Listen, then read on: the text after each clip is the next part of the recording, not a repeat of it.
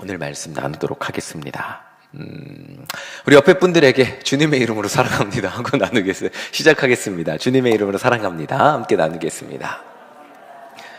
예, 주님의 이름으로 사랑합니다. 예, 감사합니다. 제가 미국 얘기 많이 했는데 미국 가기 전에 그런 생각을 해봤어요. 미국 가기 전에 걱정되잖아요. 막 걱정도 되고 어떻게 살아야 되나 한 번도 안 가봤으니까.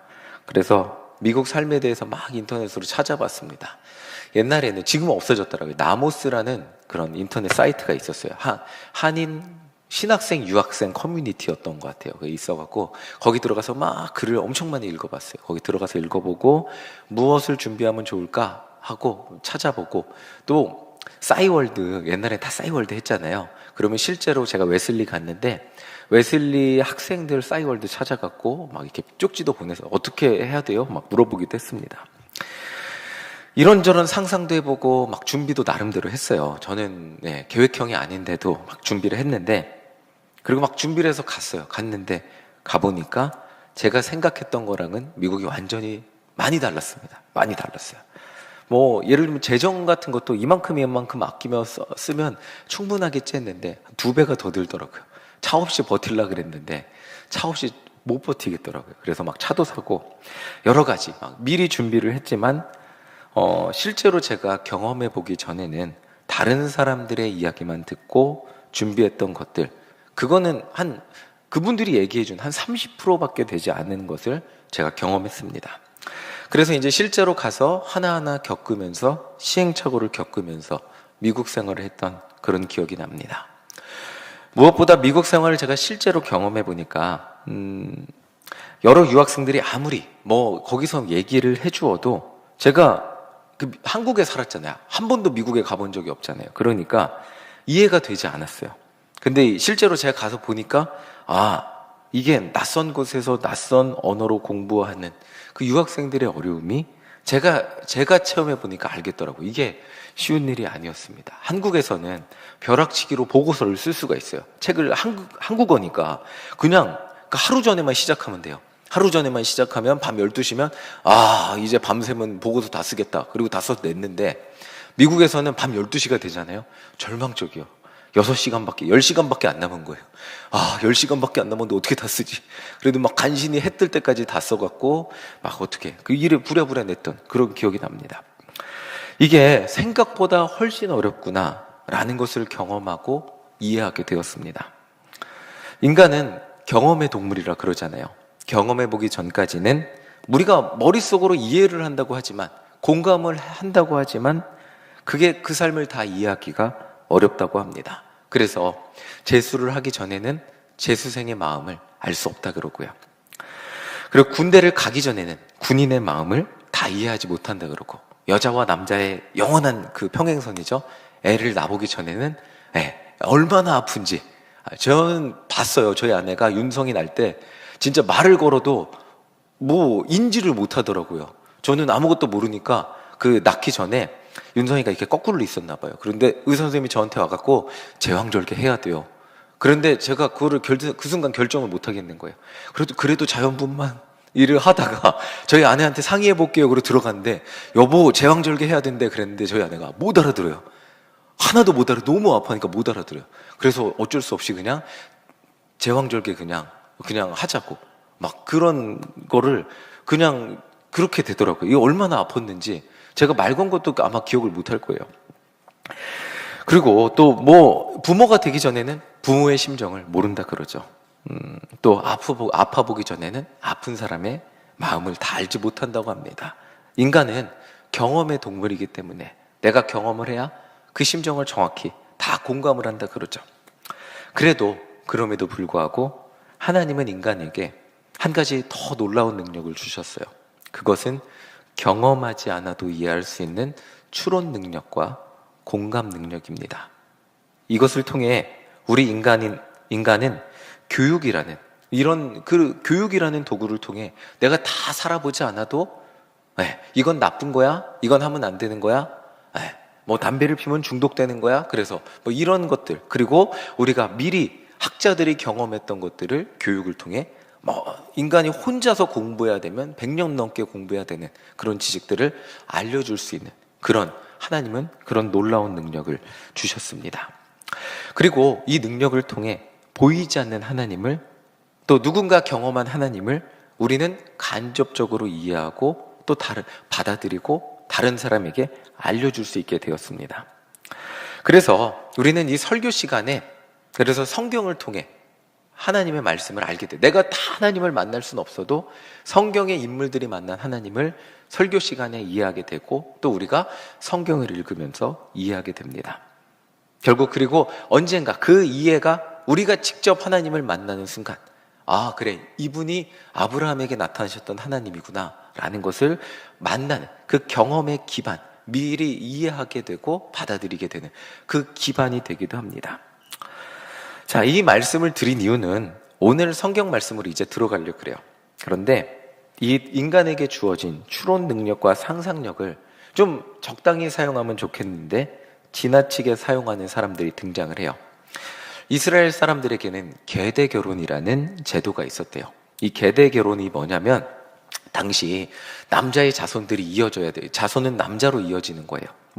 오늘날 한국도 마찬가지겠죠. 한국도 다 이렇게 평등한 사회라고 하지만 결국에는 아버지 성이 대부분 물려받잖아요.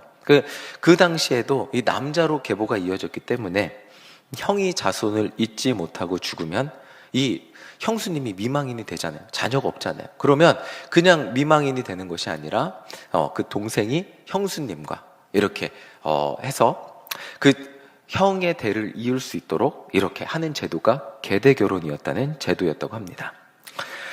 자, 지금 여러분들이 이 제도를 들으면, 청년들이 많이 왔으니까 이 이야기들을 들으면 혼란스러울 겁니다. 결혼은 사랑으로 해야 되는데 자손을 잇는 게 중요한가요? 사랑을 하는 게 중요한가요?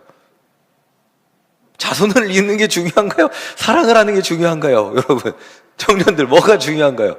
사랑이 훨씬 중요하지 않습니까?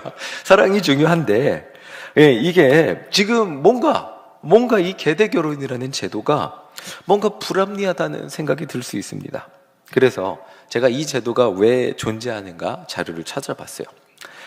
과거에 특별히 이스라엘에는 하나님이 주신 기업이 가문마다 존재했어요. 그러니까 어느 지파의 땅이 이만큼 물려줬고 막 이런 거 있잖아요. 여호수아 읽으시면 이 지파마다 땅을 이렇게 나눠줘요. 나눠주고 이렇게 분배를 한 거예요. 그리고 누구 자손 이렇게 분배를 했는데 이거는 남자를 통해서 내려가는 거예요. 그런데 남편이 죽어요. 자녀도 없어요. 여자 혼자 돼요. 그러면 그 땅의 소유권이 사라진다고 합니다. 그냥 여자는 그 자리에서 거지가 되는 거예요. 그러니까 그 남자 아들이라도 있으면 그 소유권이 내려가니까 그 어머니는 그 아이를 키우면서 그 땅의 소유권을 가지고 살 수 있는 거예요. 이게 그 계대 결혼이라는 제도는 그 미망인을 보호하기 위한, 혼자 된 여인을 보호하기 위한 그런 제도였다고 합니다. 그렇기 때문에 동생이 형의 그 가문을 잇게 한다는 것은 그 형이 물려받을 상속을 받아야 될 재산을 그 자녀에게 물려주게 하고, 그 자녀가 물려받음을 통해서 그 자녀를 기르는 어머니까지 보호받게 하는 게 계대 결혼이었다는 제도라고 해요. 그런데 오늘 말씀에는 사두개인이라는 사람들이 등장을 해서 이 계대 결혼이라는 제도를 굉장히 꼽니다. 인간이 아까 제가 추론 능력이 있었다 그랬잖아요. 이 추론 능력을 가지고 너무 이게 완전히 굉장히 극단적인 상황을 만들어서 예수님께 질문을 해요. 만약에 7형제가 있습니다, 예수님. 그리고 어떤 첫째 남자가 아내를 두고 자식을 낳지 못하고 죽어서 동생이 그 첫째 형수에게 자녀를 낳게 해주려고 했는데 그게 안 됐습니다. 그래서 이번 제 셋째 동생이 하려고 그랬는데 안 되고, 넷째 동생이 하려고 그랬는데 안 되고, 다섯째 동생이 하려고 그랬는데 안 되고, 여섯째, 일곱째 동생까지, 일곱째까지 다 하려고 그랬는데 안 됐다면, 만약에 나중에 부활한다면 이 여인은 누구의 아내입니까? 라는 질문을 합니다. 누구의 아내일까요? 예수님 대답하기 어려운 질문을 가지고 굉장히 극단적인 상황을 가지고 와서 이런데 상황이 이럴 수도 있는데 예수님 진짜 부활이 합당한 겁니까? 라는 질문을 하는 거예요. 하나님이 살아계신다면 부활하면 이렇게 될지도 모르는데 하나님이 진짜 부활을 만드셨겠습니까? 이 부활을 반대하는 사두개인들의 입장에서는 이거를 가지고 부활을 반대하는 논리를 가지고 예수님을 궁지에 몰고 있습니다. 정말 인간이 가진 뛰어난 능력이 아닐 수 없습니다. 만약이라는 가정을 통해 정말 극단적인 상황을 만들었죠. 그리고 현실에 있을 법해요, 또 사실은. 그러니까 이것을 가지고 부활이 얼마나 부당한 것인지, 그리고 일석이조죠. 예수님이 대답을 못하게 함으로써 예수님이란 분도 특별히 대단한 분이 아니라는 것을 사람들에게 보여주고자 했습니다. 그런데 예수님은 이 질문에 이렇게 대답을 하셨습니다. 우리 34절, 35절, 36절 세 절인데요, 쭉 같이 한번 읽어보겠습니다. 함께 읽겠습니다. 시작. 예수께서 이르시되 이 세상의 자녀들은 장가도 가고 시집도 가되 저 세상과 및 죽은 자 가운데서 부활함을 얻기에 합당히 여김을 받은 자들은 장가가고 시집가는 일이 없으며 그들은 다시 죽을 수도 없나니 이는 천사와 동등이요 부활의 자녀로서 하나님의 자녀임이라. 아멘. 예수님은 이렇게 말씀하시는 거예요. 우리가 이 땅에서 알고 있는 경험의 한계를 말씀하시는 거예요. 34절을 보면 이 세상의 자녀들은 장가도 가고 시집도 가요. 우리가 살고 있는 경험의 세상이에요. 우리가 눈으로 보고 있는, 장가도 가고 시집도 갑니다. 그런데 35절을 보면 죽은 자 가운데서 부활함을 얻기에 합당히 여긴 자들은, 그러니까 부활 이후에 이 사람들이 이제 예수님과 함께 부활을 한다면 장가 가고 시집 가는 일이 없다는 것을 말씀해 주시고 계십니다. 그리고 36절 보시면 다시 죽을 일도 없다고 말씀해 주시고 계세요. 우리는 아까 제가 처음 설명했듯이 제가 한국에서만 살았으니까 미국을 몰라요. 설명을 아무리 해줘도 그 설명을 한 것도 100% 이해를 못하는 게 저의 한계입니다. 마찬가지예요. 예수님이 부활 이후의 세상을 설명을 하지만 우리는 우리의 경험을 통해 그것을 이해하려고 하기 때문에 다 이해할 수 없습니다. 이 말씀을 보면 부활 이후에는 그럼 어떻게 되지? 잘 이해가 안 돼요. 우리는 우리의 경험을 가지고 예수님과 함께 가는 그 천국의 삶을 이해하려고 하지만 우리는 다 이해할 수 없고 우리가 생각하는 경험을 뛰어넘는다는 것을 예수님은 말씀해 주시고 계십니다. 부활 이후의 세상은 우리가 이 땅에서 경험하고 그것을 바탕으로 기대하는 그런 세상과는 다른 곳이라는 것을 예수님께서 말씀해 주시고 계십니다. 우리는 부활 이후의 천사와 같은 존재로서 이 땅에서의 인연이 부활 이후의 삶에서는 달라지는 관계가 되는 것을 예수님께서는 말씀해 주시고 계세요. 물론 이걸 가지고 우리는 다 이해할 수 없습니다. 그러면 나중에 천국 가서 어떻게 하지? 다 이해할 수 없습니다. 그러나 한 가지 확실한 것은 이 땅에서 계대 결혼으로 인해서 7명의 형제들과 자녀를 낳으려고 했다고 해도 하나님의 인도하시는 부활 이후의 삶, 그 삶에서는, 천국 이후의 삶에서는 전혀 그런 것들이 문제가 되지 않을 것이라는 겁니다. 자, 그리고 이제 예수님은 부활이 없다고 생각하는 사두개인들에게 한 가지를 더 말씀하세요. 우리 37절, 38절 우리 함께 읽어보겠습니다. 함께 읽겠습니다. 시작.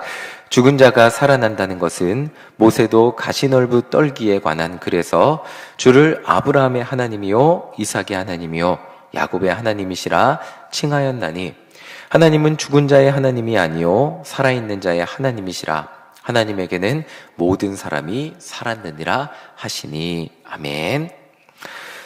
예수님은 요 말씀을 하셨어요. 모세에게 하나님이 나타나셨을 때 하나님이 아브라함의 하나님, 이삭의 하나님, 야곱의 하나님이라고 말씀하셨다고 설명하고 계세요.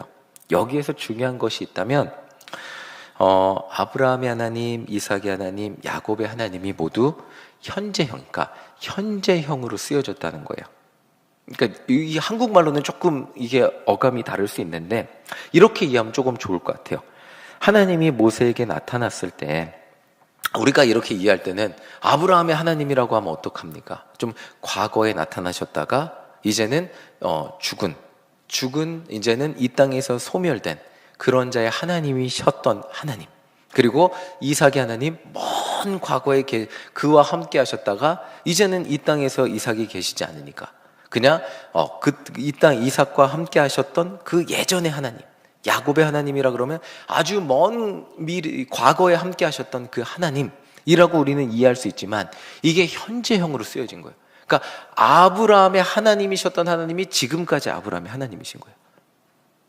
야곱의 하나님이라고 말씀하셨던 분이 지금까지 야곱의 하나님이신 거예요. 모세에게 나타났던 그 시점에 나는 아브라함의 하나님이 쭉 지금까지 아브라함의 하나님이었고, 지금까지 쭉 이삭의 하나님이었고, 지금까지 쭉 야곱의 하나님이었는데 이제 너의 하나님이 되어줄게. 그러니까 과거의 그 순간, 우리가 성경이 보는 그 순간에만 아브라함의 하나님이 되셨던 것이 아니라 쭉 지금까지 아브라함의 하나님이었고, 하나님이었고 지금도 하나님이고, 이제 너의 모세의 하나님이 되어줄게. 지금부터 영원히 라는 표현이 생략되어 있는 거예요.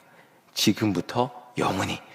이 말이 조금 어렵게 들릴 수 있겠지만 이런 거예요. 하나님 안에서 새로운 생명을 얻은 아브라함은 하나님과 함께 영원한 생명을 얻은 존재가 되었고, 이제 아브라함은 그 하나님을 만난 이후부터 영원히 하나님과 함께하는 존재가 되었다는 거예요. 이게 영생이에요. 이게 영생이에요. 그냥 영원히 하나님과 함께하는 존재가 되어서 그 하나님이 죽으면 그 인생을 이제 떠나시는 것이 아니라 그 죽으면 이제 잠잔다 그러거든요. 최후의 부활의 순간에 그 부활에서 모두 하나님과 영생을 누리는 그 순간, 단 한 번도 이 아브라함을 떠나지 않고 언제나 함께 하시는 하나님이 되셨다. 영원한 삶을 누리는 존재가 되었다는 것을 말하고 있는 거예요. 그래서 하나님은 과거에 믿음이 좋았던 사람들을, 그러니까 성경의 인물들을 과거에 사랑해 주셨던 하나님이 아니라 과거에 그 인물들을 사랑하셨던 하나님이 지금도 변함없이 그 인물을 사랑하시는 거예요. 이게 영원히 유지되는 거예요. 이제 여러분들에게 나타나셨던 하나님은 그러면 지금 여러분들을 만나주셔서 단 한 순간도 떠나지 않으시고 이제부터는 영원까지 여러분들을 사랑해 주신다고 약속하는 게 영원의 하나님이에요. 변하지 않아요. 떠나지 않아요. 영원히 함께 해주신다고 약속해 주시는, 그것이 살아있는 자의 하나님이라고 우리에게 말씀해 주시는 거예요. 오늘 말씀의 결론은 아주 단순해요. 모든 믿는 자에게 영원을 약속하시는, 영원의 생명을 주시는 그 하나님이 오늘 여러분들을 구원해 주시는 그 하나님이시라는 거예요. 오늘 우리에게 영원한 생명을 주시는 그분이 오늘 여러분들을 어느 시점부터 만나주시고 여러분들의 구원자가 되어주셨다면 그 지금부터 영원까지 끝나지 않고 여러분들의 하나님이 되어주신다고 약속해 주시는 것이, 그것이 오늘 하나님이 우리에게 말씀해 주시는 산자의 하나님이라는 거예요. 그래서 누군가를 구원했다면 우리가 지금 천국에서 어떤 모습이 될지 모르. 사두개인들은 그렇게, 천국에서 대체 어떤 인간관계를 가지고 어떤 모습으로 우리가 살게 되겠습니까? 라는 질문을 했어요. 그런데 예수님의 핵심은 무엇이냐면 그 관계, 인간의 관계가 중요한 것이 아니라 너희와 하나님과의 관계가 중요하다고 말하고 계세요. 오늘 이제 너희를 만나주신 그 하나님의 관계는 절대로 흐트러지지 않으며 그 흐트러지지 않는 관계는 영원까지 이어질 것이라고 말씀해 주는 것이 산자의 하나님이라는 말씀이에요. 모든 믿는 자에게 영원한 생명을 주시는 그 하나님이 우리가 믿는 하나님이고, 모든 믿는 자, 오늘 여러분들이 믿는 그 하나님은 영원한 생명, 여러분들에게 영원한 생명을 주시는 그 하나님이시라는 거예요.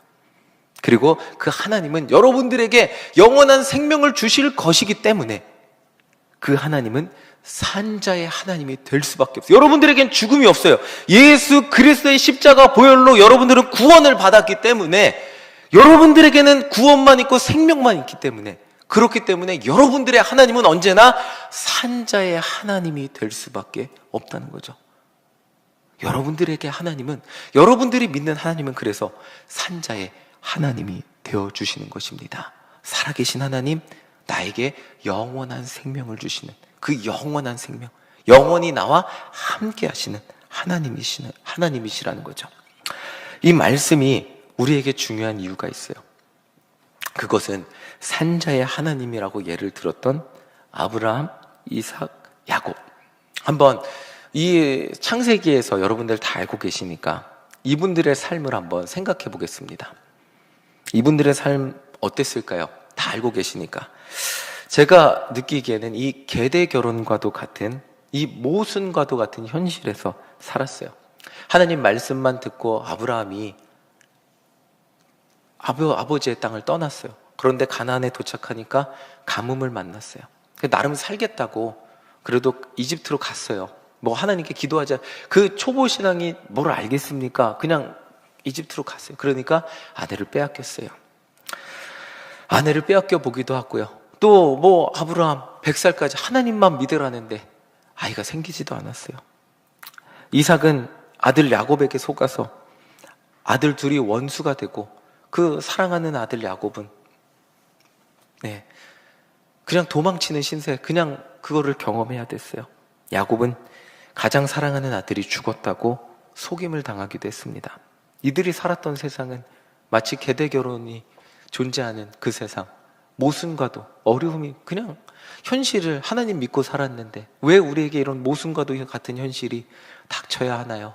그런 삶을 살았습니다. 그런데 살아계신 자의 하나님이 되어주신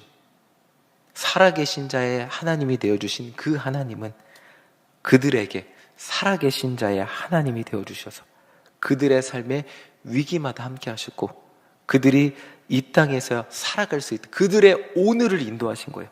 그들의 오늘을 인도하시고 그들의 오늘이 이 땅에서 끝나는 순간 하나님과 함께하는 또 다른 오늘이 되는 영원한 삶으로 인도하셨습니다. 우리는 이렇게 말할 수 있습니다. 우리가 살고 있는 이 세상이 이렇게 모순덩어리인데 모순덩어리인 이 땅에서의 삶을 허락하신 하나님이 예비하신 그 다음 세상은 잘 모르겠습니다. 사실 천국 설교하면 청년들이 제일 많이 졸더라고요. 이 땅에서의 삶 다음이 기대가 되지 않을 수 있으니까 그냥 사실 다음 세상은 너무 멀리 있는 것 같기에 이 땅에서의 삶이나 잘 살게 해달라고 기도할 수도 있을 것입니다. 그런데 하나님은 살아있는 자의 하나님이 되어주십니다. 이 말을 아주 이제 마지막으로 다시 한번 조금 적용해보자면 오늘이라는 현실을 오늘이 있어야 우리가 숨 쉬는 존재잖아요. 어제 숨 쉬었다고 우리가 살아있는 존재가 되지 않습니다. 오늘이 있어야 우리가 숨 쉬는 존재가 되고 있는데 오늘을 살아가는 우리의 하나님, 오늘 현재를 숨을 쉬며 살아가는 우리의 하나님이 되어주신다는 것입니다. 그것이 이 땅에서의 오늘이 될 수도 있고요. 또 이 땅에서의 오늘이 끝나는 순간 하나님이 인도하시는 그 천국에서의 오늘이 될 수도 있습니다. 그것이 하나님과 함께하는 영원의 삶이 되겠죠. 우리에게 영원한 생명을 주신 그 하나님이 오늘을 살게 우리에게 생명을 주시고 인도해 주신다는 약속이라는 거예요. 그렇기 때문에 오늘 우리에게 지금 이 땅에서의 생명이 남아있다면 하나님은 오늘 우리에게 예수님이 오늘 기도하라고 하셨어요. 주기도문 하라고 하셨는데 거기에 가장 제 마음에 울리는 말씀은 오늘 우리에게 일용할 양식을 달라는 거예요. 하나님이 오늘 우리의 삶을 오늘 우리의 삶을 허락하셨다면 오늘 우리가 살아갈 수 있는 일용할 양식을 주실 것입니다. 그것이 오늘이 내일이 오늘이 되고 또 내일이 오늘이 되고 내일이 오늘이 되고 내일이 오늘이 되는 삶을 살아가다 보면 그 오늘이 마치 끝나는 것 같은 그 순간에 우리는 그것이 망했다라고 표현하고 그것이 인생의 종착점이라고 표현하겠지만 그러나 하나님 안에서 영원이라는 것은 하나님이 인도하시는 그 다음 삶, 우리가 경험해보지 못한 그 아름다운 저 천국, 하나님과 영원히 살아가는 그 다음의 삶이 우리에게 예비되어 있다는 거예요. 그렇기 때문에 오늘 우리가 의지할 것이 있다면 오늘 우리에게 일용할 양식을 주시는, 오늘 우리에게 생명을 주시고 살아가게 하시는 하나님의 은혜인 줄을 믿습니다. 우리가 하나님 저 영혼을 어떻게 살아요? 오늘 사는 것도 힘든데 라고 설명할 수 있게, 하나님께 얘기할 수 있겠지만, 중요한 것이 있다면 오늘 나에게 주신 그 하루를 기쁨과 감사로 살아가다 보면 또 내일이 오늘이 되잖아요. 또 내일이, 저도 제가 벌써 44살이 될 줄은 몰랐습니다. 오늘을 살다 보니까 벌써 44살이 되었습니다. 언젠가 저에게 오늘이 80살이 되는 오늘이 올 수 있겠죠. 그리고 100살이 되는 오늘이 오기를 기도하며 살고 있습니다. 그렇게 100살이 되는 오늘을 살다 보면 그 다음에 오늘, 저 천국이 오늘이 되는 날도 있겠죠. 그러나 이 모든 오늘이라는 그 순간에 중요한 것이 있어요. 그게 뭐냐면 하나님이 그 나에게 주시는 오늘, 그 오늘이라는 그 순간, 하나님이 저를 단 한순간도 떠나지 않으신다는 약속입니다. 내가 너를 떠나지 아니하리라. 그리고 그 하나님이 우리를 어디까지 인도해 주신다고요? 하나님의 나라로 인도해 주신다는 것입니다. 그 약속을 믿으며 우리가 저 천국을 경험해 보지 못했지만 오늘 하루를 기쁨과 감사로 살아가는 우리 모두가 되시기를 간절히 소망합니다. 아멘. 이 땅의 사두개인들은 이 땅에서의 삶을 중요시하고, 저 부활 이유를 없다고 얘기했지만, 또 부활 이후의 삶, 저 천국을 너무 중요시하면 이 땅에서의 삶을 마치 저 천국에서의 삶을 준비하는 과정으로만 이렇게 낮게 보일 수도 있습니다. 그러나 하나님이 우리에게 이 땅에서의 삶을 주셨다는 것은 이 땅에서 누릴 수 있는 기쁨과 은혜를 충분히 누리고, 이 땅에서 비록 눈물도 있고 아픔도 있지만, 그러나 하나님과 동행하며 이 땅에서 은혜로 살다가 내가 인도하는 저 천국에 오라고 우리에게 이 땅에서의 삶을 허락하여 주신 줄 믿습니다. 오늘 이 땅에서의 삶에서 정말 우리가 누릴 수 있는 기쁨과 감사를 마음껏 누리고, 정말 주님 앞에, 주님이 부르시는 그날, 하나님, 주님 나에게 이 땅이라는 선물을 주셔서 정말 이곳에서 주님이 주시는 은혜를 마음껏 누리다, 주님이 인도하시는 또 다른 세상으로 넘어갑니다. 주님, 그곳에서도 하나님이 주시는 은혜와 감사를 누리며 살아가게 하여 주시옵소서라고 고백하며 주님 앞에 나아가는 우리 모두가 되시기를 간절히 소망합니다. 아멘. 오늘 우리에게 주시는 일용할 양식과 감사를 누리는 우리 모두가 되시기를 간절히 소망합니다. 아멘. 자, 우리 옆에 분들에게 마지막으로 하나님이 주시는 감사 때문에 제가 너무 기쁩니다 라고 고백하면서 말씀을 마치도록 하겠습니다. 우리 옆에 사람들에게 나누겠습니다. 하나님이 주시는 감사 때문에 제가 너무나 기쁩니다. 저에게 감사가 넘칩니다. 우리에게 감사가 넘치는 우리 모두가 되시기를 간절히 소망합니다. 아멘.